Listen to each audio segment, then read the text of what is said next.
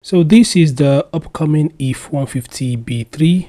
As you can see, the device, of course, has a sleek design and it is expected to launch alongside the IIIF150 A3. Now, these devices are not available yet. As I mentioned earlier, it's going to launch soon, perhaps in September. So as regarding the specs of this device, well, there are a few details about the specs, just a few specs that are leaked, and let's explore them. So according to some of the leaked specs, the B3 would be equipped with a 10,000 mAh battery and it would support 30 watts fast charging. The device would also feature a 100MP main camera and a night vision camera, and its front-facing camera would be 8MP. The phone would have a 6.6-inch Full HD Plus IPS LCD display. It's going to feature a side-mounted fingerprint scanner. Shipped with the latest Android 14, it would be rated IP68 and IP69K. And finally, the device would feature dual SIM. So these are the few leaked specs of the upcoming B3. Once I get more details about this device, I'll definitely update you guys. But what are your thoughts?